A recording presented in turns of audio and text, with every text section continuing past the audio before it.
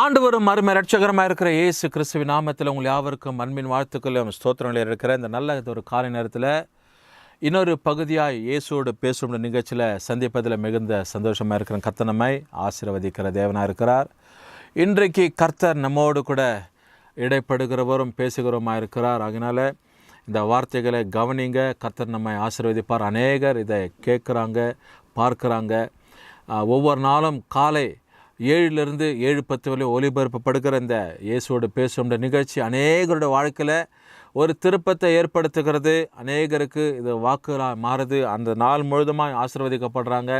பலர் எங்ககிட்ட நேர்முகத்தில் சொல்கிறாங்க, கமெண்ட் செக்ஷனில் சொல்கிறாங்க, டெலிஃபோன் மூலிமா சொல்கிறாங்க. இப்படி பல வார்த்தைகள் அவங்களுக்கு இடைப்பட்டது ஆண்டவர் அவங்களுக்கு ஆசீர்வாதமாக வைக்கிறபடினால சொல்லப்படுகிற ஒரு வார்த்தைகள் நாங்கள் கேட்டு தேவ சமூகத்தில் இன்னும் பலனாக இருக்கிறது. அதனால் தொடர்ந்து நிகழ்ச்சிகளுக்காக ஜெபம் பண்ணுங்கள்.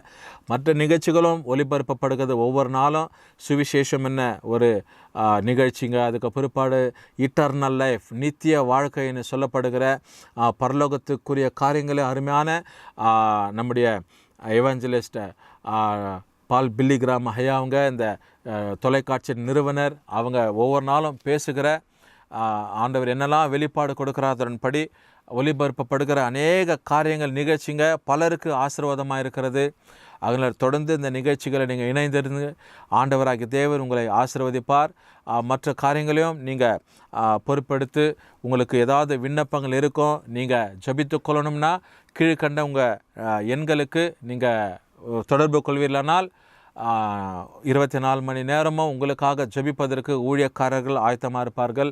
கர்த்தர் தொடர்ந்து நம்மை ஆசீர்வதிப்பார். இந்த நாளில் ஒரு முக்கியமான வசனத்தை நம்ம பார்க்க போகிறோம். சங்கீதத்தின் புத்தகம் 9வது சங்கீதம், book of Psalm 9 and verses 10-2. ஆண்டவர் சமூகத்தில் நம்ம இன்றைக்கு இந்த வார்த்தை என்ன சொல்லுது பாருங்கள்.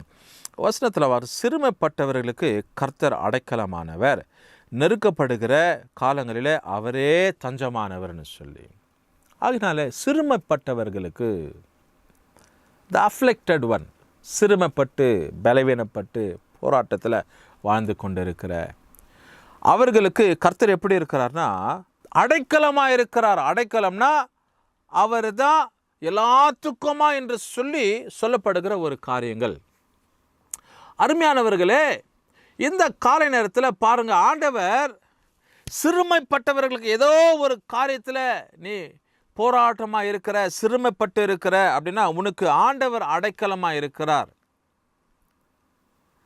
ஒரு பெரிய புகலிடமாக நீ ஒளிந்து கொள்ளுகிற ஒரு இடம், மறைவிடமாக மறைந்து கொள்ளுகிற, அடைக்கப்படுகிற, சேட்டைகளின் கீழே ஒளித்து வைத்து கொள்ளப்படுகிற அப்படிப்பட்ட ஒரு சூழ்நிலையாக தேவன் உனக்கு இருக்கிறார் என்று சொல்லி வசனத்தை நம்ம வாசிக்கிறோம்.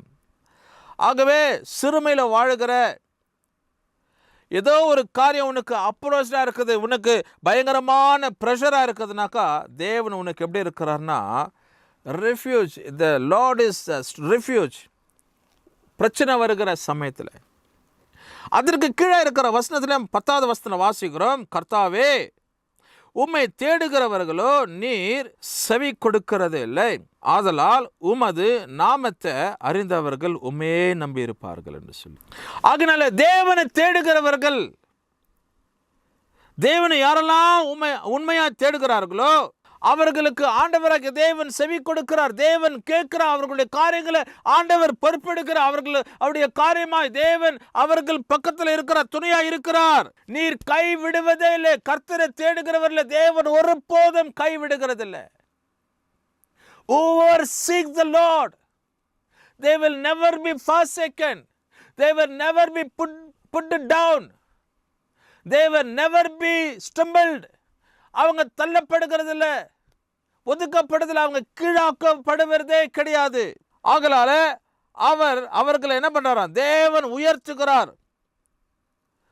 தேவன் தம்முடைய பிள்ளைகளை நம்பி இருக்கிறவர்களை கர்த்தர் உயர்த்துகிறார். அவர்தான் நம்பிக்கையானவர், அவர்தான் அடைக்கலமானவர் சொல்லி 9வது வசனத்தில் 10வது வசனத்தில் வாசிக்கிறோம். சங்கீதம் 9. எனக்கு அருமையான தேவ ஜனமே, இந்த கால நேரத்தில் கர்த்தர் உனக்கு அடைக்கலமா இருப்பார். தேவன் உன் பட்சத்தில் இருப்பார். தேவன் உனக்கு துணையா இருப்பார். எதுக்கும் நீ யோசிக்காது, நீ கலங்காது. ஆண்டவர் நம்ம ஒரு நாளும் கைவிடவே மாட்டார். இதுதான் நமக்கு ஆண்டவர் கொடுக்கப்படுகிற இந்த நாளுக்குரிய ஒரு வார்த்தையா இருக்கிறது. ஏதோ சூழ்நிலை கைவிடப்பட்ட நிலைமையில இருக்கிறேன்னு, யாரும் என்னை விசாரிக்கிறதுக்கு இல்லை, யாரும் என்ன அப்படியே கண்டு கொள்ளவதில்லையேன்னு சொல்லி மனசுல குழப்பத்தோடு கூட யோசனையிலோடு கூட இருக்கலாம். தேவன் இன்னைக்கு உன்னை கைவிடாதபடிக்கு பாதுகாக்கிற தேவனா இருக்கிறார். கர்த்தாவே, உம்மை தேடுகிறவர்களை நீர் கைவிடுவதில்லை. ஆதலால் உமது நாமத்தை அறிந்தவர்கள் உண்மையே நம்பியிருப்பார்கள்.